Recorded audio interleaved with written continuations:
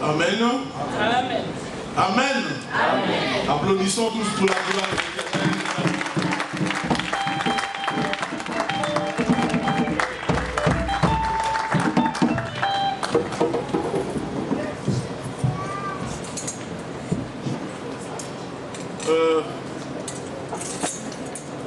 Nous sommes contents parce que l'Éternel nous a accordé encore un jour excellent pour que nous puissions partager de sa parole.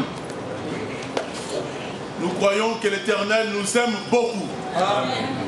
Parce que la volonté de Dieu que le pécheur ne meure pas, mais qu'il se répande, qu'il revienne à lui afin qu'il vive éternellement. Nous allons aborder notre sujet que nous avons commencé à développer il y a de cela, je crois, si pas 2 ou 3 semaines. Nous allons continuer, donc nous savons que Christian va partir ce samedi, mais il ne nous a pas dit, il va rentrer quand. Comme ça, nous irons chercher l'Indaka, la chimie, les fréquents. Donc voilà. Que le Seigneur t'accompagne sur ton chemin. Amen.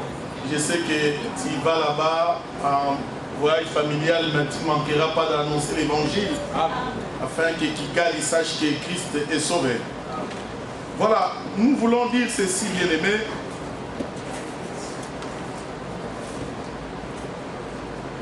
Aujourd'hui, nous allons un peu marcher un peu beaucoup. Soyez sur le point de ne pas vous laisser entraîner dans la distraction. Je demande à tous les enfants de ne pas bouger de là où ils sont assis. Aucun enfant ne parle. Aucun enfant n'aborde son ami, bien son frère qui est à côté, bien sa soeur. Restez en place parce que nous commençons le moment le plus sérieux. Tout le moment du culte est sérieux, mais le moment de la parole est le moment le plus sérieux. Je demande à tous les enfants de rester là où ils sont assis et que personne ne fasse des mouvements. Rina, s'il y a lieu, dès que maman te donne quelque chose, tu te mets à ta place et tu ne bouges plus.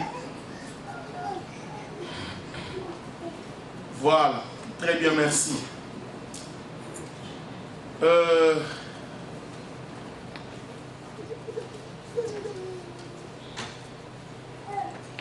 La fois passée, nous parlions en ce qui concerne la promesse de Dieu. Nous n'avons pas touché cette promesse de Dieu au hasard. Mais nous avons parlé de la promesse de Dieu parce que cette promesse corroborée avec l'écriture que nous avons évoquée dans Matthieu chapitre 3 en ce qui concerne la nourriture que prenait notre frère bien-aimé Jean-Baptiste. Je vous ai dit que durant mon intervention, je ne parlerai que de Jean-Baptiste. Et c'est de Jean-Baptiste qu'il est question dans ma prédication. Je me suis posé plusieurs questions de savoir. Pendant que Jean-Baptiste est baptisé, il y a eu un grand nombre de gens qui étaient venus, qui étaient accourus auprès de lui pour recevoir le baptême.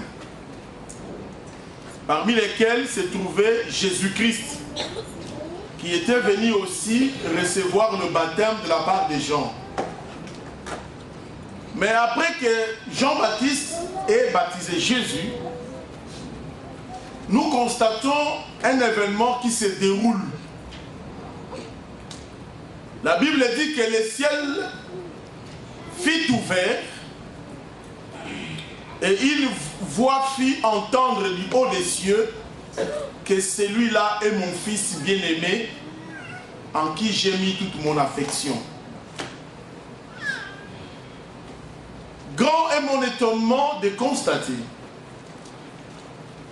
que nul de tous ceux qui étaient accourus auprès de Jean-Baptiste pour recevoir le baptême n'a pu voir ce miracle, cet événement. Il n'y a que Jean-Baptiste qui a vu. C'est ainsi que nous nous posons la question, comment il est arrivé à voir? Contrôlons un peu son mode de vie. Nous sommes allés chercher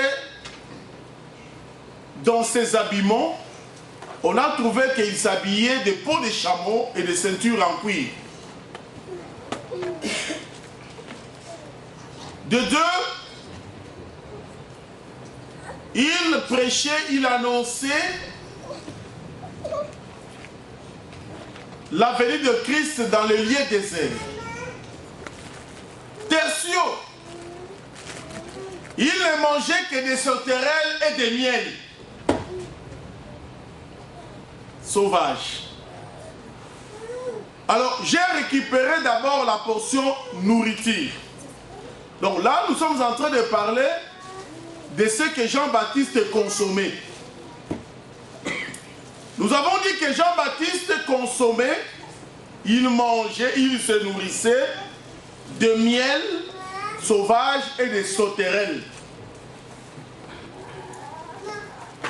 Alors nous avons dit, mais qu'est-ce qui se trouve? Pourquoi la Bible souligne seulement le miel sauvage et les sauterelles? Allons chercher un peu le miel. C'est en cherchant le miel que nous sommes allés parcourir le verset biblique d'Exode, où nous avons trouvé que Dieu, en sortant Israël de l'Égypte, lorsque Israël était en esclavagisme, Dieu a fait une promesse à Israël. Voici, je vous sortirai d'ici et je vous conduirai dans le pays où coule le lait et le miel. Alors, nous avons trouvé que rien que pour le lait et le miel, Israël a abandonné le pays d'Égypte. Et Israël a accepté de connaître les chauds et les froids du désert avec comme finalité de manger seulement les sauterelles et les miels.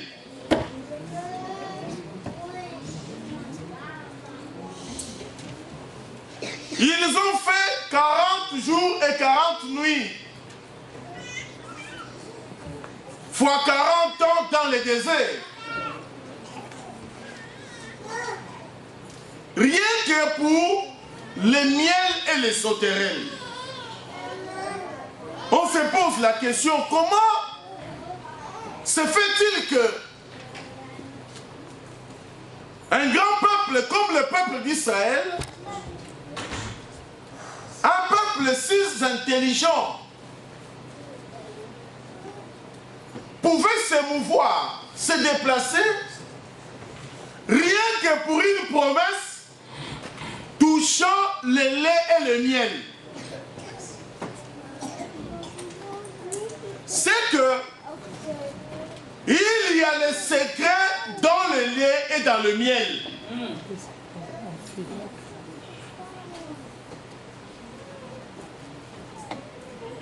Nous sommes allés déchiqueter le miel. Nous avons parlé de Samson qui, en allant chercher la femme, il était accompagné avec ses parents. Ils ont rencontré les lions sur le chemin. Et sans avoir quelque chose à la main, Samson déchira les lions. Et quand il revint pour voir dans le corps des lions, il trouva le rayon de miel. Il en prit et en mangeant. En mangeant ces miels, et puis il retourna dans la salle de festin pour récupérer la femme, et il en donna ces miels à sa famille, donc à son père et à sa mère. Alors nous avons cherché à savoir qu'est-ce qu'apporte le miel quand quelqu'un le mange. C'est là où nous sommes allés chercher Jonathan. Jonathan, qui était avec les troupes d'Israël au combat. Or, Saül avait ordonné au peuple de ne rien manger. Est-ce que vous voyez Saül? Il leur a dit, ne mangez rien. Nous allons au combat. Les gens sont entrés dans les pays des Philistins, des Moabites. Ils ont trouvé le miel coulé. Le miel qui coulait par terre. Mais ils n'ont pas pu manger parce que la loi était stricte. Vous ne pouvez pas manger le miel. Vous ne pouvez rien manger. Mais lorsque Jonathan est arrivé, il a placé son bâton dans le miel. Il l'a ramené avec sa main dans la bouche. Et il a été fort. Il a combattu et il a gagné le combat. Et le peuple s'est retourné vers lui dire, mais qu'est-ce que toi tu as fait? Depuis que nous avons marché pendant 3 jours, ton père nous a interdit de prendre à manger. Mais toi tu arrives, tu prends le lait et tu prends plutôt le miel et tu manges. Jonathan leur répond, mon père vous a troublé. C'est mon père qui vous trouble. Regardez quand j'ai pris les rayons de miel, regardez comment mes yeux voient maintenant clair. Alors nous avons compris que c'est le miel qui fait que les yeux s'ouvrent. Donc si quelqu'un mange le miel ouvre les yeux. Amen. Amen.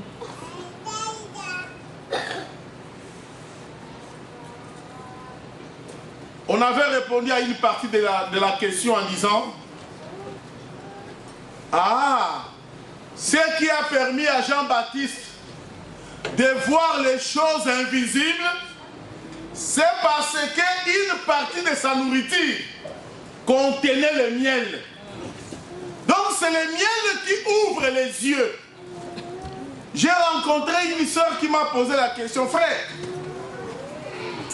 est-ce que le miel là c'est quoi? Le miel là c'est quoi? Amen. Amen. La sœur voulait, il cherchait, je ne sais pas, peut-être elle avait l'argent pour aller chercher le miel à Aldi.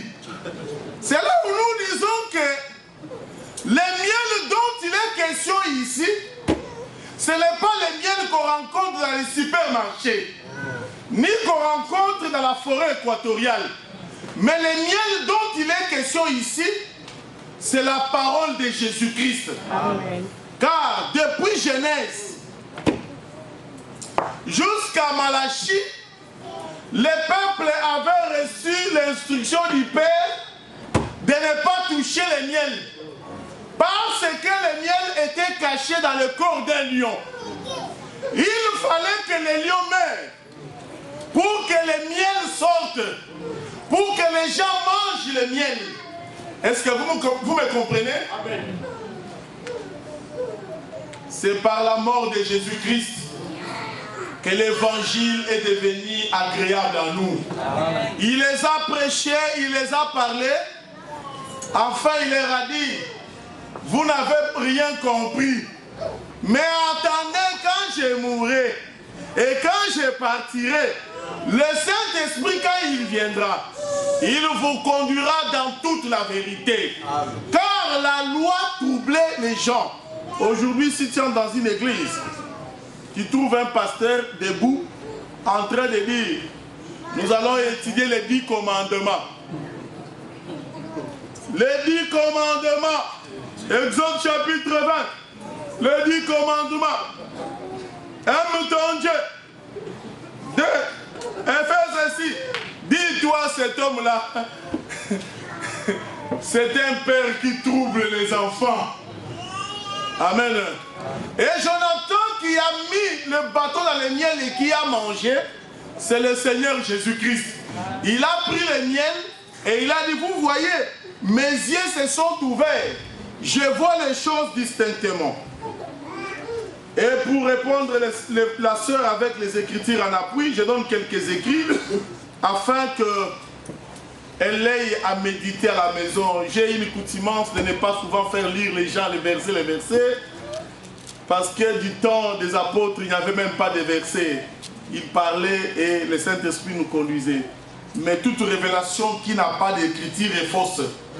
Voilà, prenons le livre de Psaume chapitre 19. Bien-aimé Roger, s'il vous plaît.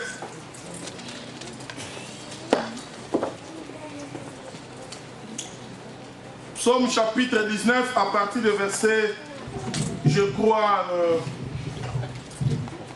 à partir du verset 7, hein, tu peux descendre. Psaume chapitre 19, à partir du 7e verset. Il se leva une extrémité des cieux. À partir de 7. Oui. Ouais. Psaume 19, à partir de 7. Ouais. Il se leva une extrémité des cieux et achève sa course à l'autre extrémité. Rien ne se dérobe à sa chaleur. La loi de l'Éternel est parfaite, elle restaure l'âme. Le témoignage de l'Éternel est véritable, il rend sage l'ignorant. Les ordonnances de l'Éternel sont droites, elles réjouissent le cœur. Les commandements de l'Éternel sont purs, ils éclairent les yeux. La crainte de l'Éternel est pure, elle subsiste à toujours. Ouais, on peut s'arrêter là-bas. On dit que c'est le commandement de l'Éternel qui éclaire les yeux. Or, Jonathan nous a dit, c'est en mangeant le miel que les yeux se sont éclaircis. Nous comprenons que c'est le commandement de Dieu, c'est la parole de Dieu, c'est la révélation de Dieu qui apporte l'éclaircissement des yeux. Même si quelqu'un peut utiliser le jumelle de ce monde, il ne verra pas clairement s'il n'a pas entendu la parole de Dieu. Voir, c'est manger le miel. Celui qui n'a pas mangé le miel ne pourra pas voir clairement. Et où est-ce qu'on trouve le miel? On trouve le miel dans le corps du lion. Ici, je présente le lion comme le verset biblique.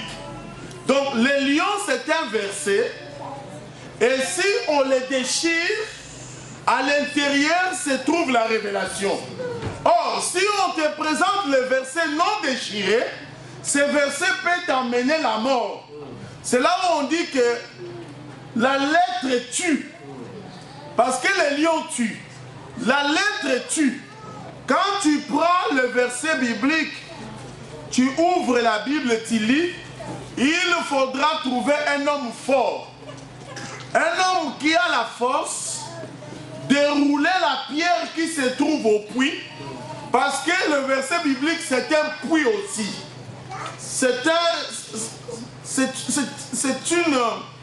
un réservoir d'eau.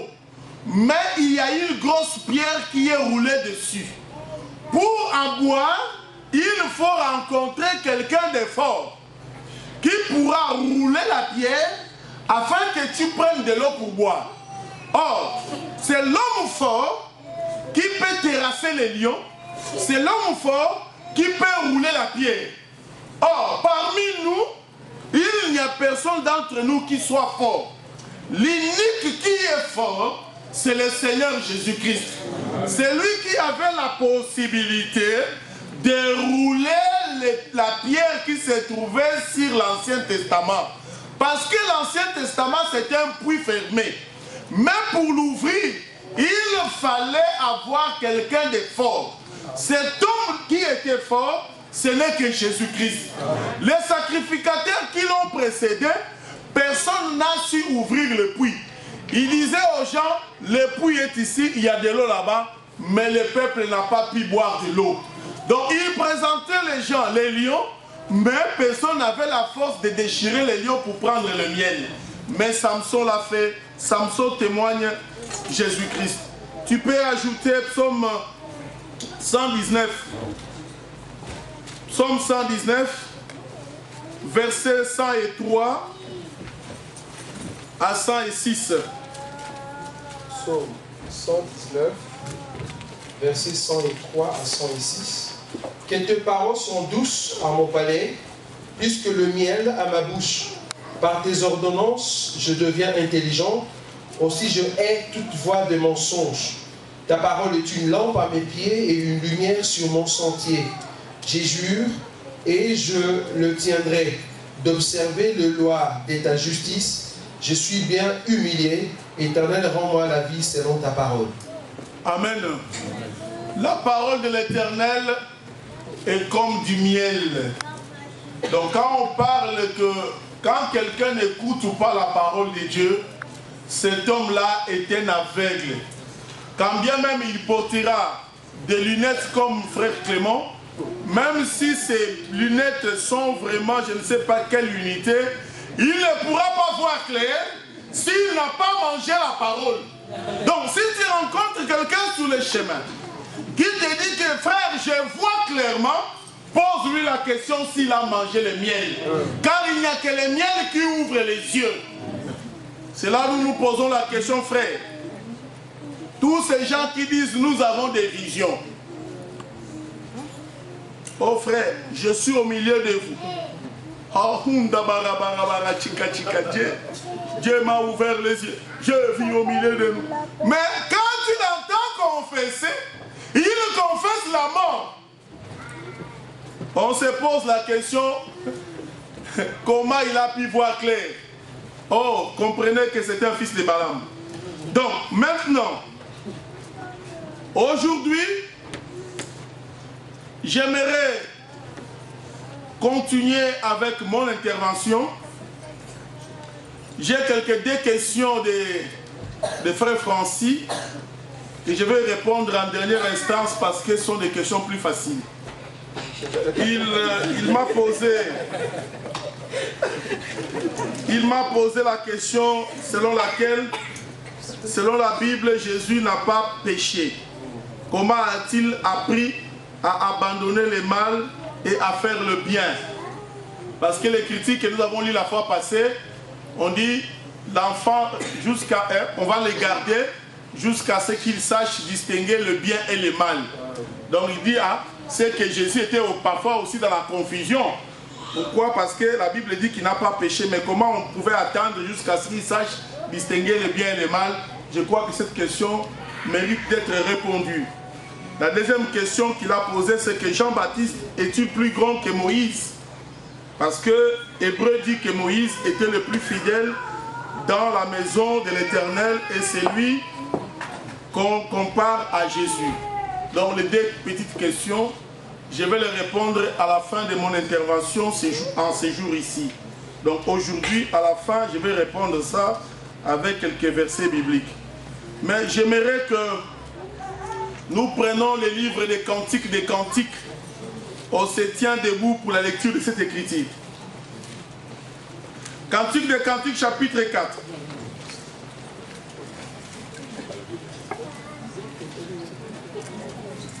J'ai demandé à toute l'église de se tenir debout. Cantique des Cantiques, chapitre 4.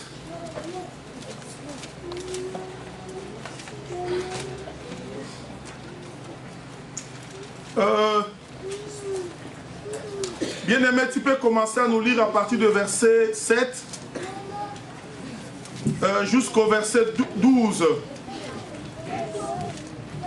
Cantique des Cantiques, chapitre 4, à partir du 7e verset jusqu'au 12e. Tu es toute belle, mon amie, et il n'y a point en toi des défauts. Viens avec moi du Liban, ma fiancée, viens avec moi du Liban. Regarde du sommet de l'Amana, du sommet de Sénir et des Hermons, de Tanière, des lions, de montagnes des léopards. Tu me ravis les cœurs, ma sœur, ma fiancée. Tu me ravis le cœur par l'un de tes regards, par l'un des colliers de ton cou. Que de charme dans ton amour, ma sœur, ma fiancée. Comme ton amour vaut mieux que le vin, et combien tes parfums sont plus zouaves que tous les aromates. Tes lèvres distillent le miel, ma fiancée. Il y a sous ta langue du miel et du lait. Et l'odeur de tes vêtements est comme l'odeur du Liban. Tu es un jardin fermé, ma sœur, ma fiancée, une source fermée, une fontaine scellée. Amen. Amen. Nous pouvons nous asseoir, que le Seigneur bénisse la lecture de sa parole. Amen. Nous sommes dans le livre des Cantiques, toujours dans la même orientation. Nous voulons parler de Salomon. Parce qu'il est question ici du fils de David. J'aimerais tirer ton attention pour dire que celui qui parle ici, dans le livre des Cantiques, il s'agit du fils de David.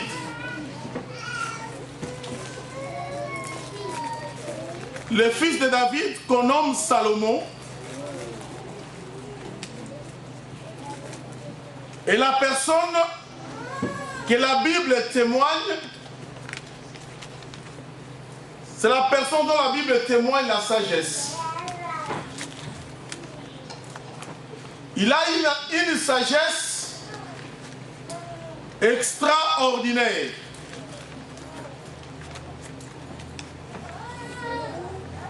Salomon est la personne à qui Dieu a confié, par le truchement de son père, la charge de bâtir la maison de l'Éternel. Et pour bâtir cette maison, Dieu a doté Salomon de toute sagesse. En sorte que la sagesse de Salomon a connu une grande renommée.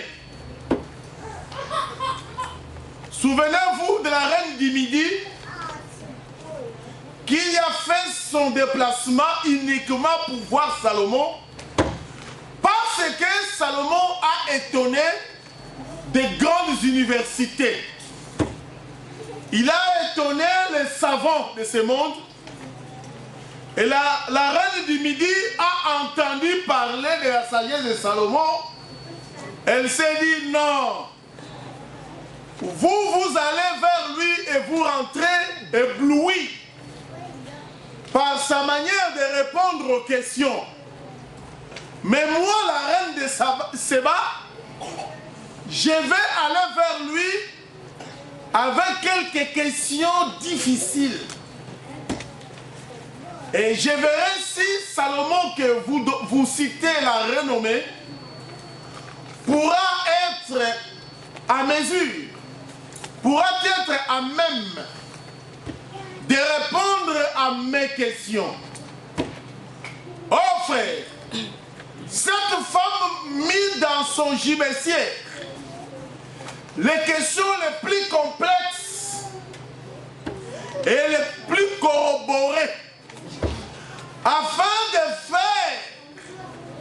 de passer plutôt Salomon au test, de mettre l'intelligence de Salomon à la balance. Oh bien-aimé, personne ne peut contester la sagesse de Dieu. Amen. Car la sagesse de Dieu est au-dessus des universités. Amen. Oh, universitaires, excusez-moi que je vous dise la vérité. Aucune science de ce monde n'est comparable à la sagesse de Dieu. Amen. Tout ce que vous faites dans vos universités n'est que folie devant l'Éternel.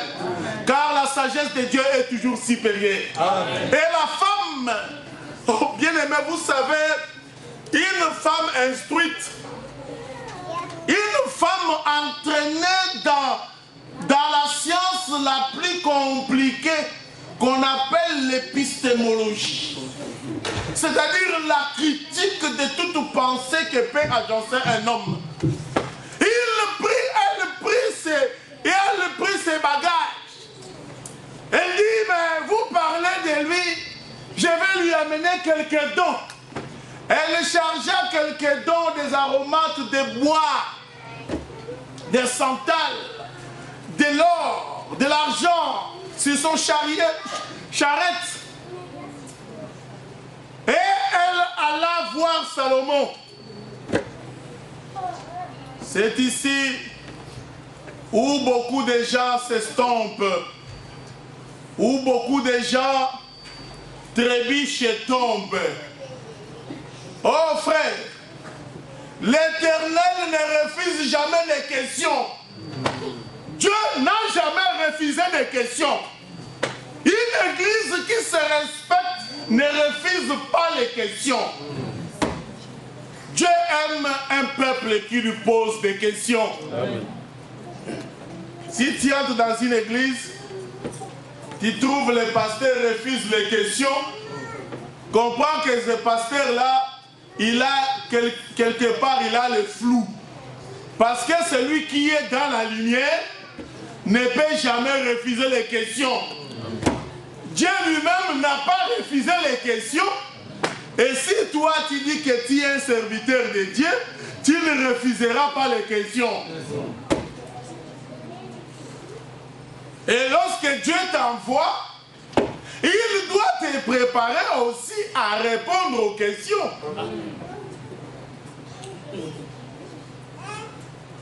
Si tu rencontres un homme de Dieu qui refuse de répondre aux questions, dis-toi qu'il n'est pas l'homme de Dieu. Il est un faux. Parce que Moïse a dit, Seigneur, tu m'envoies vers ce peuple. Car ce n'est pas un peuple molle. Ce n'est pas un peuple qui a la mollesse, qui avance. Ce n'est pas un peuple n'importe quel peuple. Mais c'est un peuple qui, à tout moment, il est à mesure de poser des questions et de reposer. Maintenant, toi, tu m'envoies. Alors, s'il me pose des questions, quel est le nom de ce Dieu-là? Comment leur répondrai-je? Si on te pose les questions, quel est le nom de ton Dieu? Oh, son nom, c'est le nom, c'est l'épée. Le Père, ce n'est pas un nom. Le Père, c'est un titre. C'est une position sociale. Parce que chacun de nous est père et en même temps fils. Mais écoutez, frère.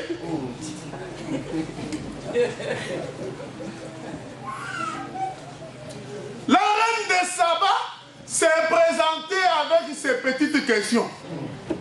À ses yeux, c'était grand. Mais aux yeux de Salomon, c'était des questions simples et faciles. Frère, si tu amènes les questions au milieu de nous, il n'existe pas de questions difficiles. Car si moi je n'arrive pas à répondre, Dieu saisira un autre serviteur parmi nous, il répondra à ces questions. On avait les questions des serpents ici, Dieu a saisi l'un de nous, il a répondu. Quand il y a les questions, Dieu répondra toujours. S'il est au milieu de nous, il donnera toujours la réponse. Amen. Mais écoutez, frère.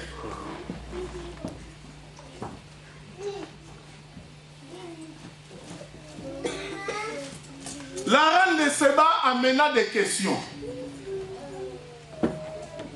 Et Salomon répondit à toutes les questions. Et elle fut épatée. Elle fut désemparée. Elle fut désarmée de toute sa position. Frère, quand on vient vers le Seigneur, on vient avec plusieurs questions, des maladies, des problèmes insolubles, des difficultés. Mais sache que quand tu rencontres le Seigneur, il répondra à toutes tes questions. Amen. Et lorsque la femme a vu cela, elle a dit, oh, oh, je m'en doutais pour rien. Même ce que j'ai vu en te rencontrant, c'est plus grand que ta renommée. Les gens qui m'ont parlé de toi, ils m'ont parlé de manière moindre par rapport à ce que j'ai vu de moi-même. Frère, Jésus-Christ est capable de faire de grandes choses dans ta vie. Amen. Il peut faire au-delà de ce que tu as déjà entendu dire qu'il fait. Amen. Si tu crois, tu verras la gloire de l'Éternel. C'est là où nous disons que Salomon, frère, c'était un garçon qui était doté de toute sagesse. Et on lui a confié la mission de bâtir. Vous savez, il y a des ingénieurs en pont et chaussée, en bâtiment, qui savent lancer des ponts même dans la boue. Ils regardent comme ça, ils regardent, il met la latte, l'angle pend, il dit bon, ici je vais lancer le pont d'ici là. Pan, pan. Les Chinois vous ont démontré avec le pont de quoi? Pont Maréchal. La nuit, la journée, il vient, il met les lattes, pan, pan, il rentre chez lui. Le soir, il vient avec les camions, avec le sable, le ciment, pan, pan, pan, pan, le pont est terminé. J'ai dit, avec ici, pour lui connaître, les monnaies négociées. Sur une grande rivière comme ça, il a passé les ponts. Si les ingénieurs de ce monde vous étonnent, à combien plus forte raison les sages architectes et les sages constructeurs, amen, qui est Dieu lui-même.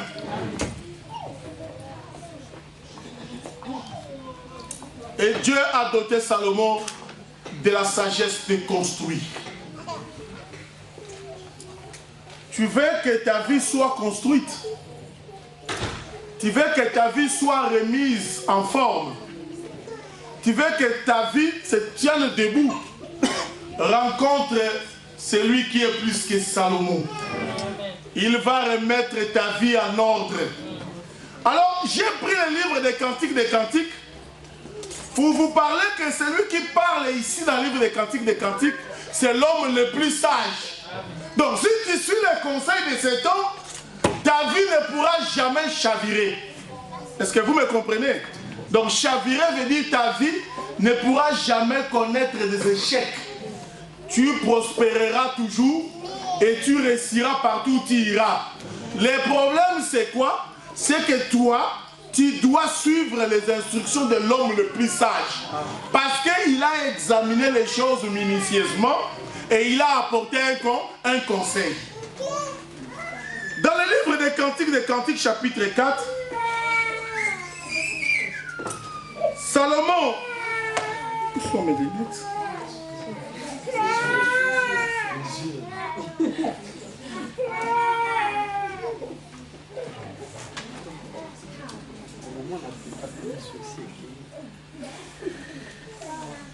Merci. Il fallait du miel. Alors, dans le livre des Cantiques, Salomon parle à une femme. Il dit, tu es belle, tu es toute belle, mon ami. Il n'y a point en toi de défaut. Viens avec moi du Liban, ma fiancée. Viens avec moi du Liban, regarde du sommet de la Mana, du sommet du Sénir et de l'Hermon, des tanières de lions, des montagnes de léopards.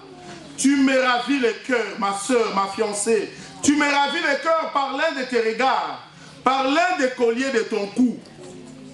Que de charme dans ton amour, ma soeur, ma fiancée. Comme ton amour vaut mieux que le vin, et combien tes parfums sont plus suaves que tous les aromates. Tes lèvres distillent de miel, le miel, ma fiancée. Il y a sous ta langue du miel et du lait. Amen. Salomon, c'était un homme plus amoureux. Il savait comment parler à une femme. Amen. La fois passée, je disais, il y a des hommes qui sont muets. Quand tu rencontres un homme qui ne sait pas parler, il faut le fuir.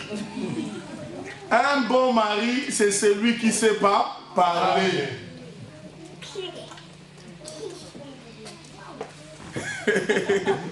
Il y a des hommes, dès que la femme s'approche,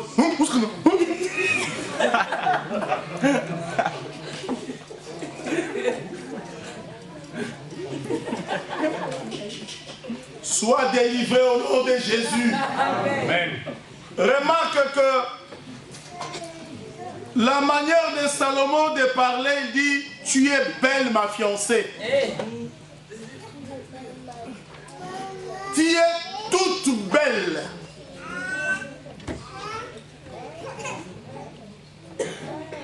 Il dit,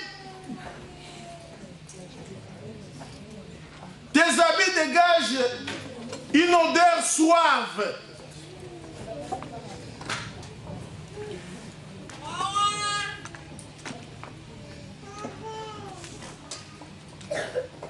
Dans le parti où nous lisons, où nous avons lu plus tôt, Salomon est en train de parler de quelque chose qu'il a trouvé chez sa femme.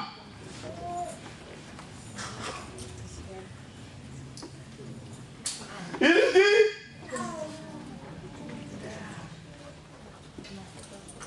j'ai trouvé dans ta bouche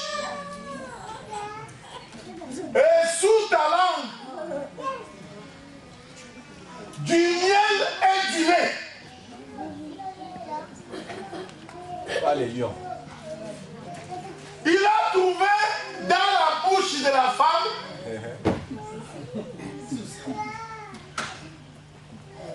du miel et du lait. Et il était ébloui, étonné.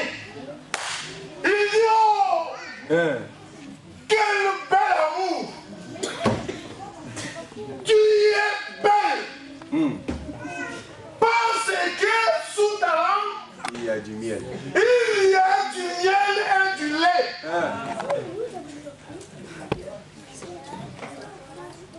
Oh frère, on n'a pas trouvé ça là, sous sa langue le mfumwa.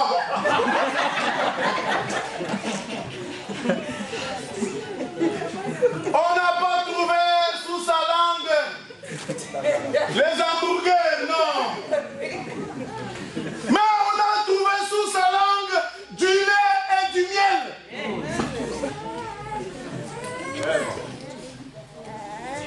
Mais on se pose la question.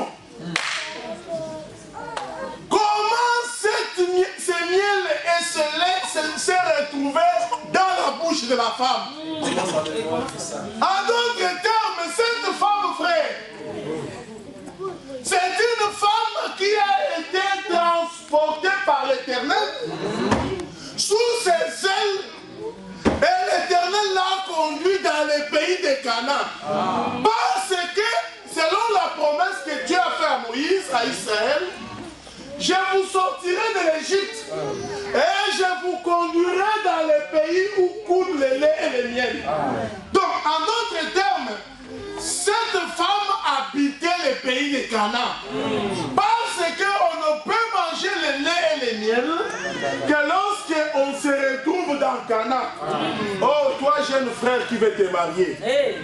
Avant de te marier, il faut vérifier. La femme doit ouvrir la bouche.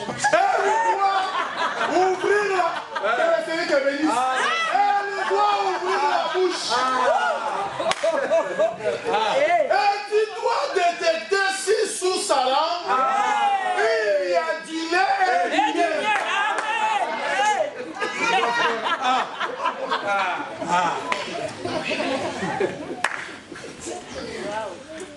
Quand je parle ainsi, les impudiques sont sensibilisés. Je ne parle pas de vous.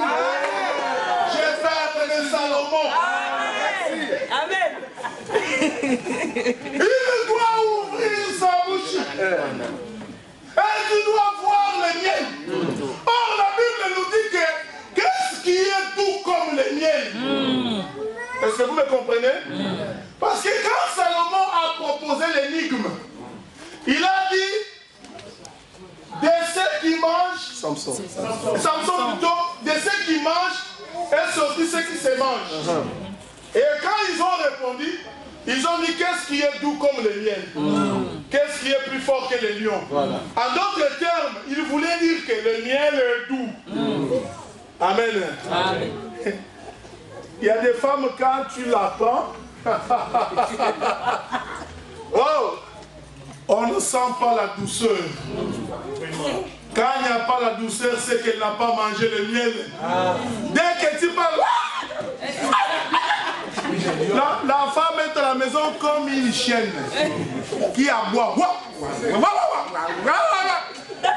Là, tu comprends directement si tu es spirituel. Tu comprends directement qu'il y a défaut de miel. Car celui qui a mangé le miel, les yeux se sont ouverts, elle devient douce. Est-ce que vous me comprenez? Sœurs, soyez délivrés au nom de Jésus.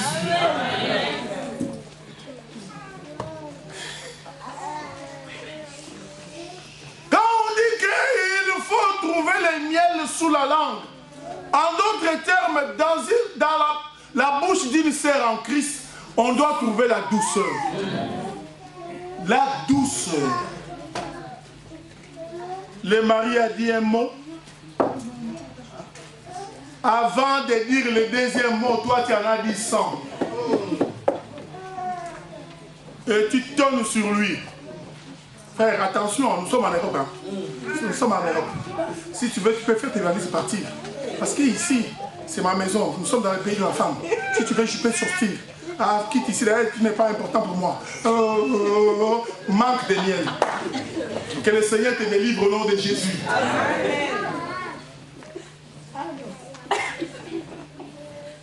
Je sais que quand je parle ainsi, ils vont commencer à m'éviter. Mais je viendrai toujours chez vous pour manger les foufous. Mais écoutez. Écoutez, frère. On dit que dans sa bouche, on doit trouver le lait et le miel.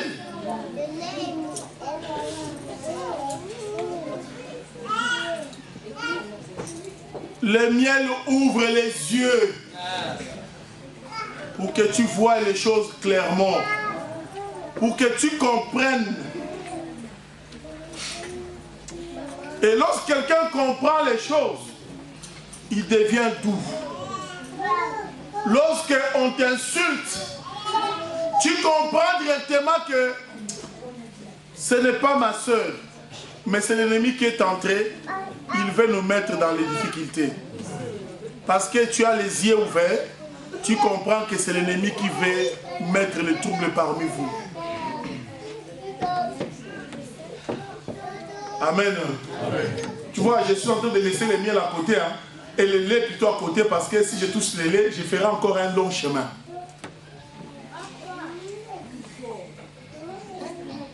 Est-ce que dans ta bouche,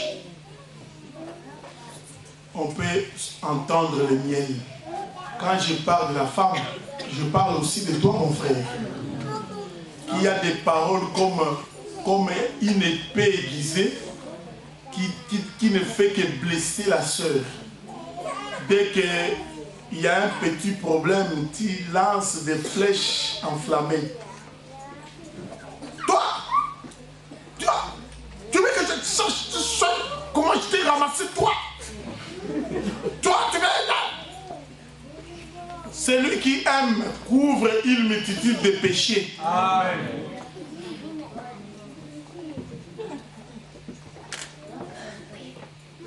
Qui est du lait sur la bouche. Quand il ouvre la bouche, on doit voir les miels. N'allez pas prendre la femme par influence. Ne te marie pas par dette morale. Oh, parce que sœur Oyo, cette sœur m'a rendu un grand service. J'étais en Afrique. Elle m'a aidé, elle m'a amené ici. Je ne paie rien. Tu commences à faire tout. La laver ses vêtements, la transporter sur le dos. Et féminin soit délivré au nom de Jésus.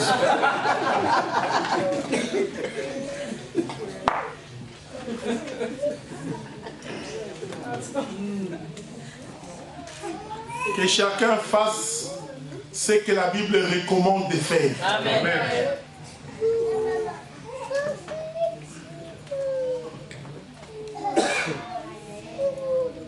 C'est ainsi que Jean-Baptiste, frère,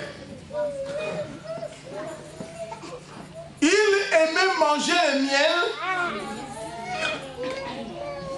parce que le miel lui a apporté la douceur. La douceur ne veut pas dire la mollesse. La douceur ne veut pas dire tu vois le mal, tu ne parles pas sous prétexte que je suis doux. Jean-Baptiste, malgré qu'il a mangé le miel, malgré qu'il était doux, mais quand il voyait le roi qui s'amusait avec la femme de son frère, il disait, hé roi, Hérode, arrête de t'amuser avec la femme de ton frère. Un enfant de Dieu, il aime la droiture. Il aime dire la vérité. Amen. Quand bien même cela coûterait sa vie.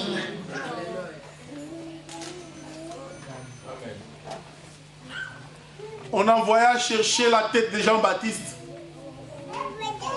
La Bible ne nous dit pas que Jean-Baptiste a résisté.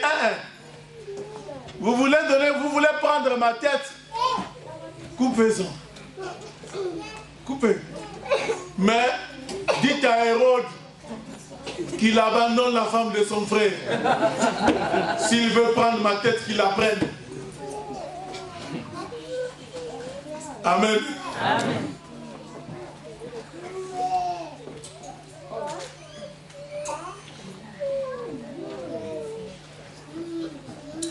On est allé couper sa tête. On a amené ça sur un plateau, sous l'influence d'une femme.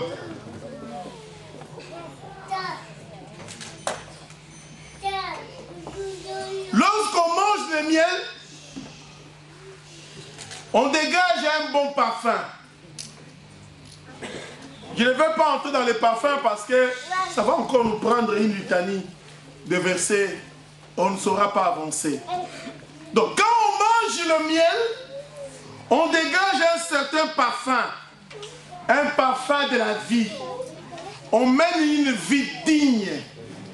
Une vie digne des enfants de Dieu. On ne dégage pas l'odeur de la mort. Quand on dit l'odeur de la mort, c'est-à-dire l'odeur du péché. Car le salaire d'un péché, c'est la mort. Excusez-moi, je risque de consommer le temps sans toucher des petites questions de Francis. Donc, je disais que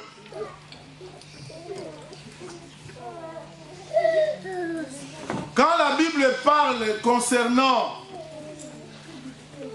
Jésus, qu'on devait le garder jusqu'à ce que l'enfant sache discerner le bien et le mal, cela ne veut pas dire que Jésus commettait des fautes ou bien il commettait des péchés.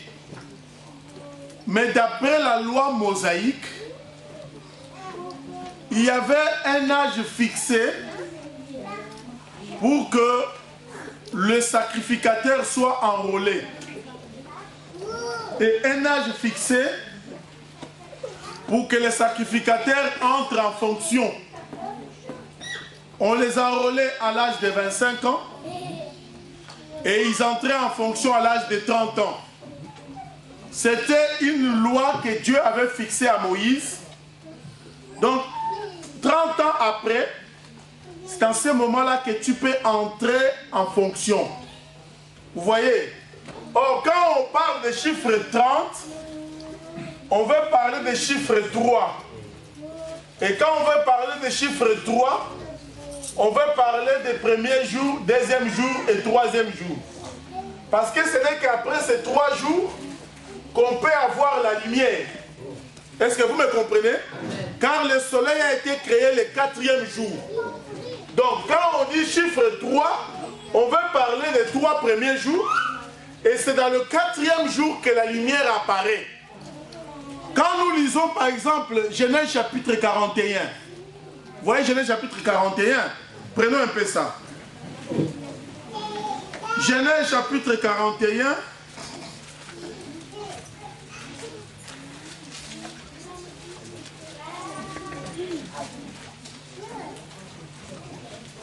Frère, tu peux commencer à nous lire, frère, à partir du verset 43, si tu veux bien.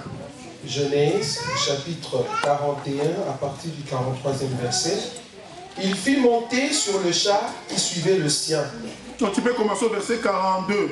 42. Ou 41 plutôt, frère, excusez-moi. À partir du 41. Pharaon dit à Joseph, vois, je te donne les commandements de tout le pays d'Égypte.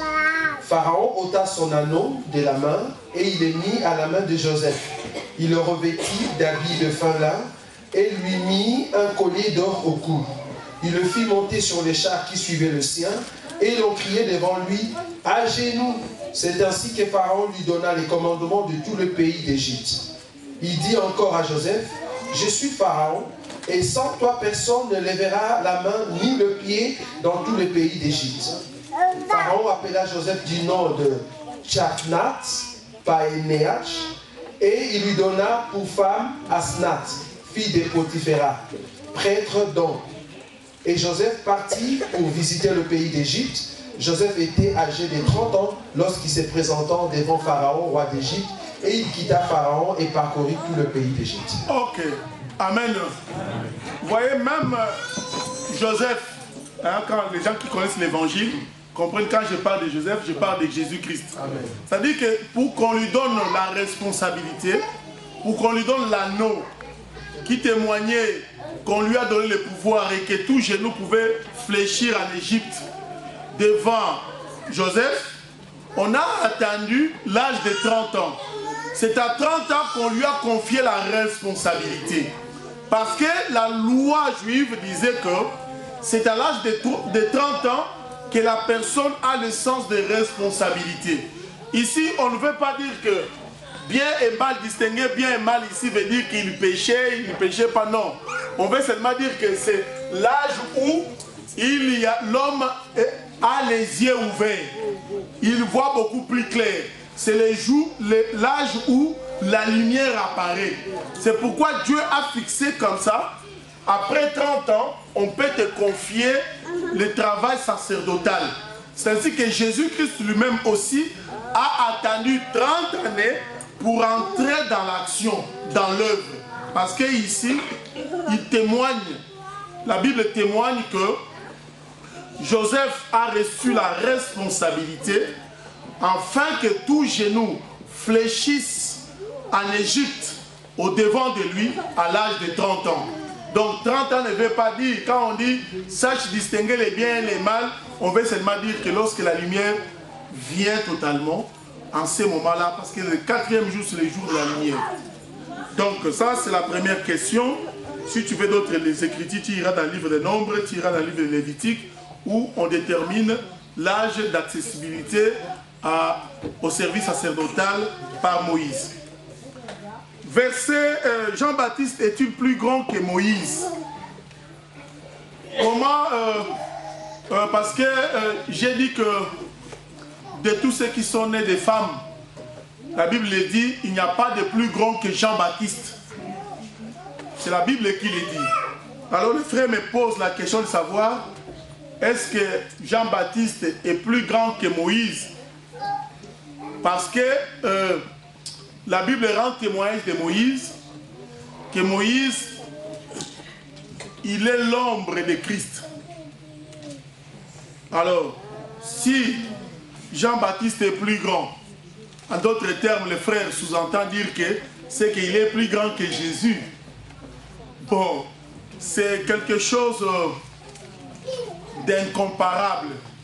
Pourquoi? Parce que ici, il est question de la photo et de la réalité. Je peux dire en d'autres termes que Jésus-Christ est plutôt Jean-Baptiste est plus grand que Moïse. Et je peux dire aussi que Jésus-Christ n'est pas plus grand que Moïse. Les deux réponses sont correctes. Comment? Il est plus grand que Moïse lorsque Moïse est stigmatisé ici comme image, comme l'ombre. Parce que l'ombre n'est pas une représentation fidèle de la réalité. L'ombre, ce n'est pas la réalité. La photo de Antonio, ce n'est pas Antonio. Vous voyez, je peux prendre la photo de Antonio, je prends Isaac, je demande entre photo d'Antonio et Isaac qui est plus grand, je te dirais que c'est Isaac qui est plus grand que la photo d'Antonio. Mais si je mets Antonio et je mets Isaac, je dirais que Antonio est plus grand que Isaac. Est-ce que vous me comprenez? Donc, Moïse, en tant que l'ombre de Christ, en tant qu'image, il est plus petit que Jean-Baptiste. Mais Moïse, en tant que Christ lui-même, il est plus grand que Jean-Baptiste. Est-ce que vous m'avez compris? Oui, frère. Non, ma question, ce n'est pas Moïse et Jésus, non. C'est Moïse et Jean-Baptiste. Oui. Ces deux prophètes-là. Est-ce que Jean-Baptiste est plus grand que Moïse le prophète? Mais je mets Jésus à côté. Mais c'est ça que j'ai répondu. J'ai dit ceci. Moïse, en tant que prophète, en tant que simple prophète, pas prophète, pas en tant que type de Christ, mais en tant que prophète, la Bible dit que c'est lui qui est, de tous ceux qui sont sortis des femmes, il n'y a pas de plus grand que Jean-Baptiste. Donc Jean-Baptiste est plus grand que Moïse. Mais si je prends Moïse dans l'angle de la divinité de Moïse, parce que Dieu a fait de Moïse Dieu. Donc dans cet angle-là, Moïse est plus grand que Jean-Baptiste. Parce que là, quand on le fait Dieu, il prend la place de Christ. Là, il est plus grand que Jean-Baptiste. C'est là où j'ai comparé les photos. Pour dire que Moïse, en tant que prophète ordinaire, il est un homme faillible. Vous voyez, il est faillible. En ce moment-là, il est moins grand que Jean-Baptiste. Mais si on le prend dans le sens de la divinité qui lui a été revêtue, il est plus grand que Jean-Baptiste. Mais là, alors, ça contredit ce qu'Hébreu dit. Parce qu'Hébreu présente Moïse comme étant le serviteur le plus fidèle de la maison de l'Éternel. Or, c'était avant, donc Jean-Baptiste était déjà passé. Et puis Jean-Baptiste, on dit qu'il a prophétisé, parce que tous ces prophètes qui sont venus après Moïse, ils ont prophétisé à Moïse. Donc, je vois mal ces prophètes être plus grands que Moïse. Bon, je comprends ta difficulté, c'est parce que Hébreu en parle. Quand le livre d'Hébreu parle de Moïse, il parle dans la vision prophétique. Donc, il voit les choses découler. Il présente Moïse dans la vision prophétique. Donc, il ne présente pas Moïse physique. Parce que Moïse physique a failli. Moïse physique a manifesté une incrédulité. Moïse physique n'a pas été fidèle. Ah bon? Moïse physique n'a pas été fidèle. C'est Moïse prophétique qui a été fidèle. Donc si j'entre, je peux rentrer maintenant terre à terre. Si on peut avoir quelques écritures. Oui, je vais prendre quelques écritures. Tu vois, quand tu prends, David. David était le serviteur aussi fidèle. Vous voyez?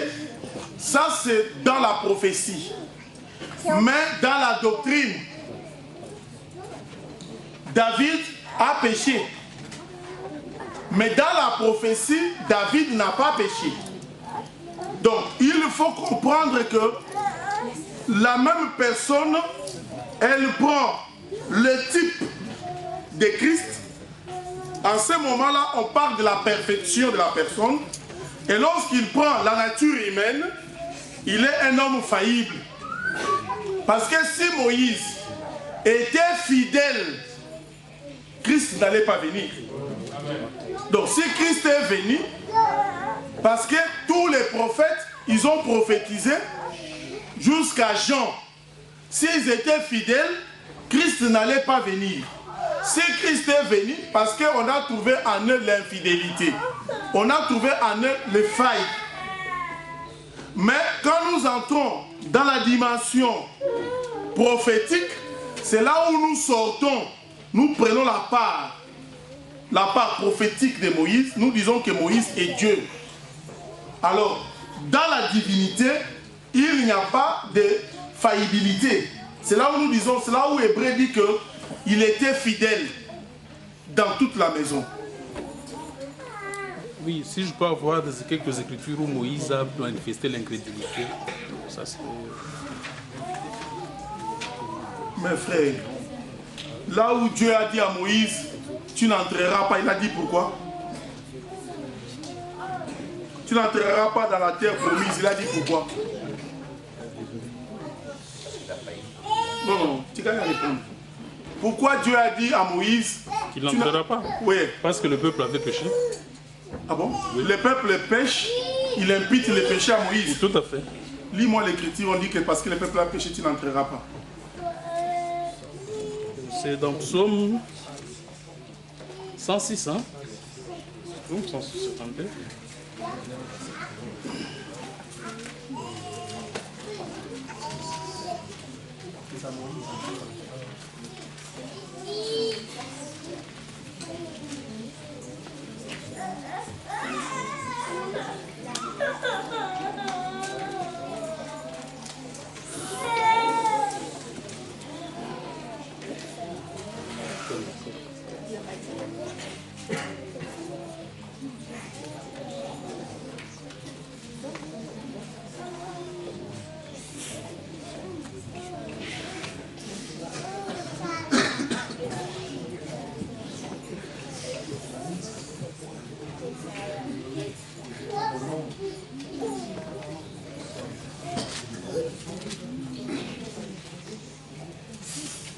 Psaume 106, 32. Oui, lis. Ils irritèrent l'Éternel près des eaux de Mériba. Et Moïse fut puni à cause d'eux, car ils aigrirent son esprit, et il s'exprima légèrement des lèvres. Ils ne détruisirent point le peuple que l'Éternel leur avait ordonné de détruire. Ils se mêlèrent avec les nations, et ils apprirent leurs œuvres. Qu'est-ce que tu as compris? Moïse n'a rien fait. Donc j'ai compris que Moïse a été puni à cause du peuple. Non, il s'exprimait légèrement. Parce que quand on lui a dit tu frapperas les rochers pour que l'eau sorte, quand il a appelé l'assemblée, il a dit à l'assemblée, et c'est de ces pierres. Trouvez-moi ce verset, je cherche ce verset-là. 17, hein? Ouais. Il a dit, est-ce que c'est de ces pierres que vous croyez que l'eau va sortir? Et il a frappé et l'eau est sortie. Donc, sa manière de parler, il a créé de l'incrédulité. En d'autres termes, comme Dieu avait dit que de cette pierre, l'eau sortira, il fallait seulement que Moïse obéisse et frappe selon la parole de Dieu. Il ne pouvait pas incité le peuple à l'incrédulité en lui disant, est-ce que vous pensez que c'est de ces pierres que sortira de l'eau? Frère, lis-moi ce verset s'il te plaît. C'est ça que la Bible dit dans le livre des Psaumes. Il s'est exprimé légèrement.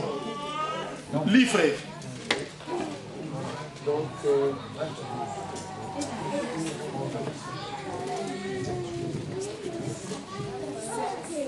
nous allons lire dans le livre de Nombres, chapitre 20, à partir du 17e verset. L'Éternel parla à Moïse et dit, prends la verge et convoque l'assemblée, toi et ton frère Aaron. Vous parlerez en leur présence au rocher, et il donnera ses eaux. Tu feras sortir pour eux de l'eau du rocher, et tu abreuveras l'assemblée et leur bétail. Moïse prit la verge qui était devant l'Éternel, comme l'Éternel les lui avait ordonné. Moïse et Aaron convoquèrent l'assemblée en face du rocher, et Moïse leur dit, écoutez donc, rebelles, est-ce que de ces rochers que nous vous ferons sortir de l'eau? Puis Moïse leva la main et frappa 2 fois le rocher avec sa verge. Il sortit de l'eau en abondance. L'assemblée but et le bétail aussi. Alors l'Éternel dit à Moïse, parce que vous n'avez pas cru en moi, pour me sanctifier aux yeux des enfants d'Israël, vous ne ferez point entrer cette assemblée dans le pays que je lui ai donné. Frère, vous avez compris que c'est Moïse qui a péché. Moïse, homme, a péché ici parce qu'il a incité le peuple à l'incrédulité. Il fallait obéir parce que Dieu a dit, c'est ça le problème que nous avons aussi avec les bien-aimés. Quand la Bible dit, quand Dieu te dit de marcher, toi ne te poses pas plusieurs questions. Marche dans la direction que Dieu te demande de marcher. Amen. Et tu verras, Dieu fera le reste. Amen. Quand tu commences à raisonner scientifiquement, c'est en ce moment-là que tu te butes à un obstacle. Moïse a dit à Israël, est-ce que vous pensez que c'est de ces rochers que nous allons vous sortir de l'eau? C'est là où Dieu dit, tu as incité le peuple à l'incrédulité. Parce que le péché, c'est quoi? C'est l'incrédulité à la parole de Dieu. Le manque de foi à la parole de Dieu. Quand quelqu'un manque la foi à la parole de Dieu, la Bible dit, quand quelqu'un manque de foi, il est impossible de lui être agréable. C'est pour cette cause-là que Dieu a fermé à Moïse d'entrer. Mais c'est le peuple qui l'a poussé à faire ça. Je peux ajouter une pensée. En fait, normalement, les Écritures se complètent. Et je crois que les 2 façons, c'est correct. L'homme de Dieu est en train d'expliquer 2 volets.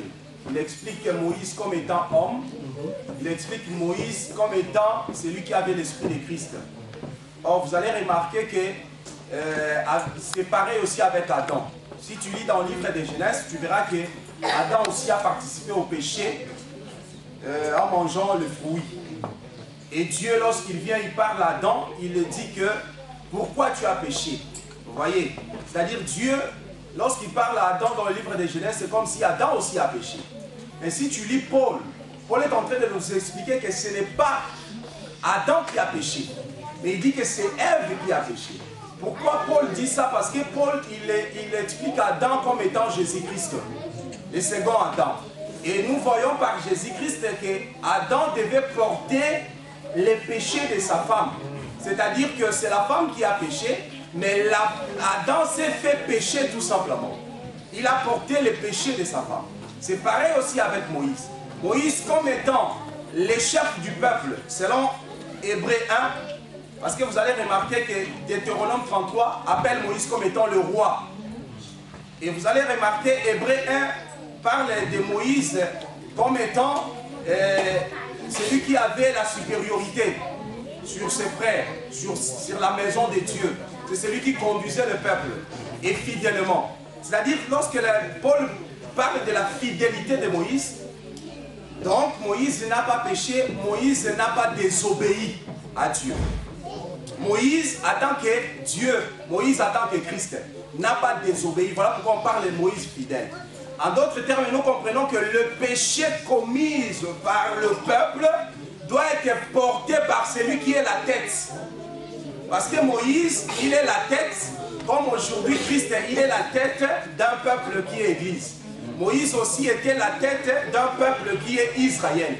Voilà pourquoi on parle de la fidélité, c'est-à-dire quelqu'un qui n'a pas bronché, quelqu'un qui n'a pas péché, quelqu'un qui n'a pas désobéi. Il a été fidèle dans la maison de Dieu. Alors, l'homme de Dieu, il touche Moïse en tant qu'homme qui a murmuré. Lorsque Dieu lui dit, frappe les rochers, Moïse a murmuré. Là, c'est Moïse en tant qu'humain, en tant qu'homme. Voyez, donc des pensées, c'est vrai, ça dépend du contexte que le prédicateur peut toucher. Oui, frère. Oui, mais parce qu'au fait, si vous prenez cet angle-là pour montrer que c'est pour ça que Jean-Baptiste est plus grand que Moïse. Or, Jean-Baptiste aussi, s'il était si fidèle que ça, Jésus ne serait pas venu. Donc Jean-Baptiste aussi a péché.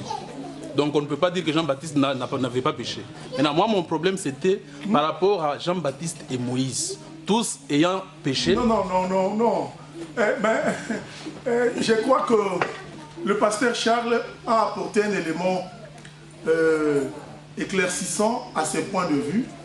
Je crois que la première étape de ta question a été répondue. Maintenant, tu reviens pour dire Jean-Baptiste aussi. Mais ici, il y a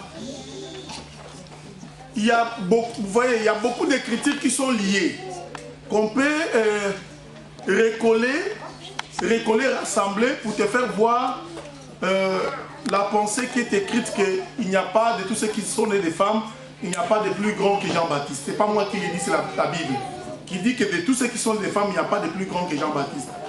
Par rapport à la lumière, parce que Jean-Baptiste, c'est l'aurore qui introduit la lumière. Vous voyez? Donc, or, avant que l'aurore ne vienne, il n'y avait que ténèbres. Donc, c'est l'aurore qui vient introduire la lumière.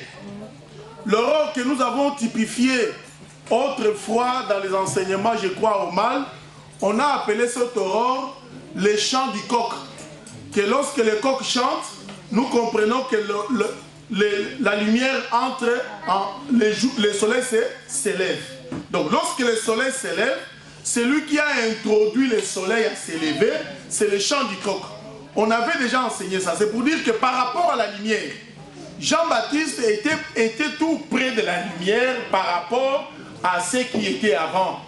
Est-ce que vous me comprenez? Bien qu'ils ont répété Moïse, mais c'est lui, je crois que en début de mon intervention, j'ai présenté Jean-Baptiste comme le parvis. Donc, le parvis qui fait entrer quelqu'un dans le temple. Donc, par rapport à Moïse, les gens étaient encore dehors. Ils n'avaient pas accès dans le lieu saint ou bien le lieu très saint. Mais maintenant, Jean-Baptiste vient introduire les gens dans le parvis. Et puis, les gens qui sont entrés dans le parvis, ils ont accès dans le lieu saint. C'est sur base de ces éléments que la Bible ici dit que Jean-Baptiste est plus grand de tous ceux qui sont des femmes. Pourquoi? Parce que c'est l'introduction. C'est lui qui introduit. Quand j'ai commencé à expliquer mon intervention, j'ai commencé par vous dire que c'est par la mort de Jean-Baptiste que Israël n'a pas pu voir le Christ. J'ai présenté Jean-Baptiste comme la repentance, comme quelque chose, le pardon des péchés, tout le travail qui s'est fait dans le parvis. Ce travail-là qui s'est fait dans le parvis, parce que Jean-Baptiste, excusez-moi de te dire ça, il fait partie de Christ. C'est une partie de Christ. Bien qu'il est à cheval de l'ancienne et de la nouvelle alliance, mais il est à cheval, mais il fait partie de Christ parce que le parvis fait partie du temple. Or, le temple, c'est Christ lui-même. Tu remarqueras que dans les enseignements de Jésus-Christ, quand il commence par la phrase de Jean-Baptiste. Lis la Bible, il commence par « Repentez-vous ». Vous voyez? Or, c'est le message de Jean-Baptiste. Il récupère ça, après, il continue. Donc, Jean-Baptiste fait partie de Christ. Je vais ajouter le fait, en petit mot, on pourrait dire ceci. Il y a deux maisons. La Bible parle, si tu lis, je crois, à Jéhu, il parle la gloire du second temple sera plus grand que le premier. Donc nous avons deux maisons, nous avons deux temples. Alors il y a la première maison où Moïse, il est prophète majeur. Il est supérieur. Alors dans cette maison-là, nous voyons Jean-Baptiste aussi se trouve parmi les prophètes. Parce que vous allez remarquer que lorsque Jean-Baptiste est en train de fermer le ciel, il se réfère à Moïse. C'est selon la parole de Moïse. C'est par rapport à Moïse. Là, à ce moment-là, si nous considérons la première maison, nous voyons que c'est Moïse qui est supérieur. Mais lorsque nous voyons Jean-Baptiste, parce que Jean-Baptiste, comme l'homme de Dieu a dit, il joue les ponts. Il est dans deux maisons. Dans deux dispensations. Dans la première maison, le matin, Jean-Baptiste se trouve. Là, il est sous la direction de Moïse. Mais dans la seconde maison, parce que l'offrande de Jean-Baptiste, c'est le soir. C'est le soir que Jean-Baptiste est en train de présenter l'offrande. Or, l'offrande du soir, c'est Jésus-Christ. Celui qui nous présente cette offrande, c'est Jean-Baptiste. Voilà pourquoi Jean-Baptiste est plus grand, parce que la gloire du second temple est plus grand que la gloire du premier temple, de la première maison. Voilà pourquoi on dit que Jean-Baptiste est plus grand parmi ceux qui sont nés de la femme. Mais si on considère seulement l'ancienne alliance, les sacerdoces lévitiques, là c'est Moïse qui est supérieur. Parce que lorsque même Paul est en train d'élever Moïse, il est en train de comparer Moïse et Jésus par rapport à l'ancienne et à la nouvelle alliance. Vous voyez. Donc Jean-Baptiste, il est grand parce qu'il participe dans la première maison et il est aussi dans la seconde maison. Parce que la prophétie dit ceci sur Jean-Baptiste. Il ramènera le cœur des enfants à leur père, le cœur de père à leurs enfants. C'est par la foi que Jean-Baptiste est en train de faire ce travail. Or, lorsqu'on parle de la foi, on voit directement la grâce. Vous voyez? Donc, c'est ça tout simplement la différence. C'est lui qui dit que Moïse est plus grand dans les sacerdoces. On appelle Moïse plus grand par rapport au prophète majeur. Il est prophète majeur dans l'ancienne alliance, comme Jésus-Christ l'est prophète majeur dans la nouvelle alliance. Mais par rapport à la grandeur de Jean-Baptiste, c'est seulement parce que Jean-Baptiste, il introduit le Seigneur Jésus-Christ dans le monde du soir. En d'autres termes, dans la nouvelle alliance, il y a deux prophètes. Dans la nouvelle alliance, non, lorsqu'on dit que Jean-Baptiste, il est plus grand parmi ceux qui sont nés de la femme, il est plus grand, non, mais l'Écriture ajoute que Jésus-Christ, le Fils de l'homme, il est plus grand que lui. Donc nous comprenons que lorsqu'on touche seulement la nouvelle alliance, c'est Jésus-Christ qui est le prophète majeur. C'est Jésus-Christ qui est plus grand. Mais lorsqu'on compte, là Jésus-Christ attend que Fils de Dieu. Mais il dit, ceux qui sont nés de la femme, là on exclut Jésus-Christ. Non, mais bien aimé, ouais. J'aimerais terminer ici. Si le frère n'a pas compris, on aura toujours le temps de lui expliquer. Et j'aimerais dire une chose, frère. Jean-Baptiste, comme je le disais, il fait partie de Christ. En d'autres termes, c'est l'aile de l'oiseau. Parce qu'en lui, il avait en lui l'esprit d'Élie. Ça c'est un. De deux, tu comprendras que il fait partie de la maison, dont le chef de cette seconde maison est le Christ. Donc Jean-Baptiste, en étant le parvis du second temple, il est une partie de Christ. Dans l'ancienne alliance, en tant que prophète de l'ancienne alliance, il est mineur par rapport à Moïse. Vous voyez? Mais comme il introduit, quand il introduit Christ, il n'est plus compté dans l'ancienne alliance, mais il est compté dans la nouvelle alliance comme une partie de Christ. Parce que la repentance et le pardon des péchés font partie de l'enseignement de Jésus-Christ. Mais il a confié ça à Jean-Baptiste qui devait l'introduire. C'est là où j'ai je disais autrefois, les gens qui disent que frère, quand on lui pose la question, tu as été baptisé par qui? Oh non, moi frère, je ne t'ai pas baptisé, mais parce que c'est nous qui avons commencé. Donc, même Jésus, qui est le maître qui a commencé, il est allé chercher les plus petits que lui, afin de recevoir le baptême. Donc, comment toi, tu n'as pas eu le baptême? Tu dis non, c'est moi qui ai commandant. En d'autres termes, en toi, il y a le flou, il y a le faux. Donc, ici, je vais dire seulement une chose que Jean-Baptiste fait partie de la seconde maison. D'où il est la seconde maison, dont la tête est Christ. Donc, tu ne peux pas dire à cet homme-là qu'il est plus petit que Moïse, non. Parce que quand il entre dans la seconde maison, il est confondu avec le Seigneur Jésus-Christ. Son enseignement, je l'ai dit, quand tu prends Matthieu, tu verras que Jésus-Christ, quand il commence à enseigner, il commence par les paroles de Jean-Baptiste. Repentez-vous. Donc il a récupéré cet enseignement. Pour dire que cet enseignement fait partie de lui. Il fait partie de lui et c'est cet enseignement qui introduit les gens à voir Christ. Parce que sans la repentance sincère, sans le pardon des péchés, personne ne pourra voir le Christ. Il y a beaucoup de gens aujourd'hui qui ne se répandent pas. Il t'insulte, il dit je m'en fous. Il fait cela, je m'en fous. Alors il commence à prier, quand tu ne te répands pas de tes fautes, la face de l'Éternel, tu ne le verras pas.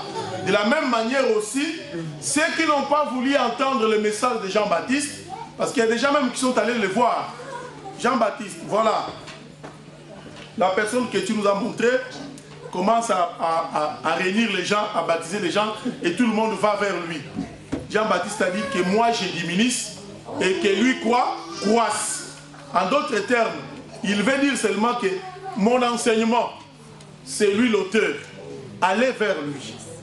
Donc tu ne peux pas dire dans la seconde maison que Jean-Baptiste est plus petit que Moïse. Mais Jean-Baptiste, en tant que prophète de l'Ancien Testament, il est plus petit que Moïse dans l'ancienne dispensation. Si il y a encore question, on pourra toujours y revenir. Oui, on pourra faire ça.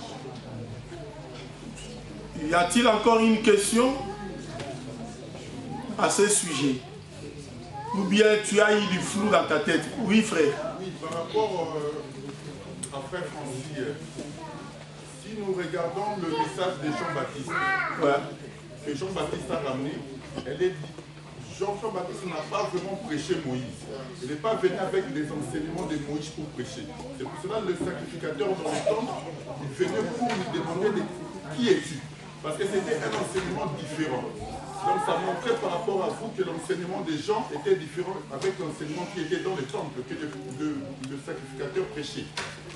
Oui, tu es sur la bonne voie, mais il faut savoir une chose, que il est à la fois compté comme prophète de l'Ancienne Alliance, parce que ne peut être prophète de la Nouvelle Alliance qu'avec la présence de Christ.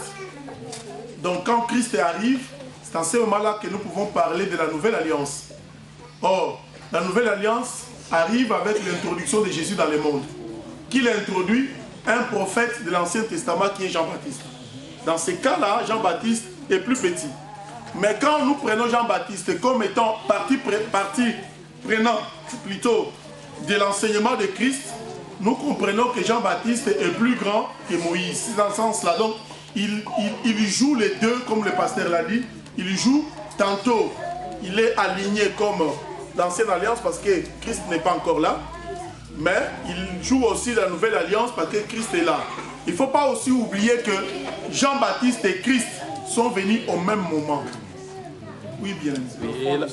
Mais avant, je vais compléter la pensée du frère. Malachie 4 nous aide. Parce que Malachie 4 dit ceci, dans le verset D.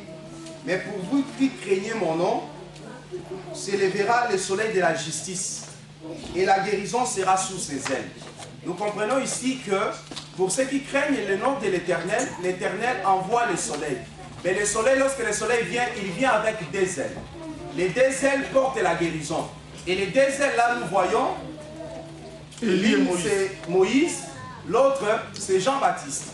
Et si tu lis le verset 4, regarde ce que le Seigneur est en train de dire. Souvenez-vous de la loi de Moïse, mon serviteur, auquel j'ai prescrit en Horeb pour tout Israël des préceptes et des ordonnances. Voici, je vous enverrai Élie les prophètes. C'est-à-dire, on se souvient de Moïse, mais on envoie Élie les prophètes. C'est-à-dire l'offrande du soir qui vient appeler le feu. Voyez la grandeur de Jean-Baptiste. C'est-à-dire que pour Moïse, dans la seconde maison, là nous sommes dans la seconde maison, nous sommes dans une gloire plus grande. Dans la gloire plus grande, Moïse, on se souvient tout simplement de Moïse, mais à ce qui concerne Jean-Baptiste, c'est celui qui est envoyé. Parce que Jean-Baptiste vient restaurer l'autel, Jean-Baptiste vient placer l'offrande, c'est-à-dire Jean-Baptiste vient prendre Jésus et le placer sur l'autel, afin que le feu descende et que le peuple soit agréé, l'offrande soit agréée, le peuple puisse se prosterner et adorer le Seigneur. Voyez la grandeur de Jean-Baptiste est là, dans la seconde maison. Donc en tout cas, on ne peut pas comparer, je ne sais pas... Oui, l'autre question que j'allais poser, c'est la nouvelle alliance a commencé quand? Est-ce avec la venue de Jésus sur terre ou avec sa mort à la croix? Bon, cette question-là... on peut la répondre de plusieurs manières et elle est vraiment ouverte parce que l'agneau a été immolé dès avant la fondation du monde. On peut dire dès avant la fondation du monde, la nouvelle alliance était déjà là parce que l'agneau était déjà immolé. On peut dire aussi que le fait que Christ est arrivé sur terre, donc la nouvelle alliance a commencé. On peut dire que non, on attend jusqu'à ce qu'il meure à la croix quand le sang est répandu. En ce moment-là, la nouvelle alliance a commencé. Donc la nouvelle alliance, c'est quelque chose que Dieu avait déjà décidé, dès avant la fondation du monde. Dieu l'a prédit, Dieu l'a programmé, ainsi de suite. Alors, il n'y a pas en réalité des alliances. C'est là où nous revenons aussi pour dire qu'il n'y a pas des alliances, il y a une seule alliance. Mais donc, quand nous parlons des alliances ici, on parle de la copie de l'alliance et de l'alliance en réalité. Parce que l'agneau, ou bien les animaux qu'on sacrifiait dans l'Ancien Testament, c'était des animaux qui ne parlaient que de Jésus-Christ. La Bible dit, la loi et les prophètes ont parlé de moi. Donc, or, la loi, les prophètes et les psaumes ne parlaient que de la mort de Christ à la croix. Donc, nous pouvons dire que, nous pouvons dire que l'alliance a commencé, la nouvelle alliance a commencé depuis Genèse. Mais si on dit ça, alors on va prendre tous ces prophètes-là, parce que vous avez déjà posé cette question par rapport à ce que vous avez dit sur le fait que Jean-Baptiste fait aussi partie de la nouvelle alliance. Or, s'il fait partie de la nouvelle alliance, c'est pourquoi je veux savoir quand a commencé la nouvelle alliance. Est-ce que c'est avec la venue de Jésus ou avec sa mort sur la croix? Est-ce que ça peut être répondu là? Bon, je merci parce que le pasteur demande à ce que cela soit reporté. Mais mon frère, je comprends que lorsque nous parlons de l'ombre et nous parlons de la réalité, il faut toujours faire la différence des choses. Donc nous pouvons à un moment donné toucher les Écritures, vous expliquer ça dans l'ombre, quelque part on vous explique aussi dans la réalité. Mais lorsque nous sommes dans la réalité, nous n'évoquons pas l'ombre. Et lorsque nous sommes dans l'ombre, nous n'évoquons pas la réalité. Vous voyez, si je peux parler de la réalité, je dirais que lorsque Christ est mort à la croix, c'est en ce moment-là que la nouvelle alliance a commencé.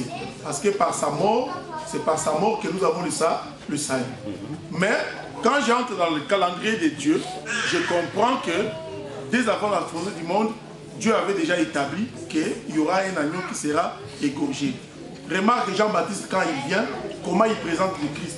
Pendant que tout le monde voit que le fils de Joseph et de Marie arrive, lui, parce qu'il a mangé le miel, il voit autre chose. Il dit, voici l'agneau de Dieu qui ôte les péchés du monde.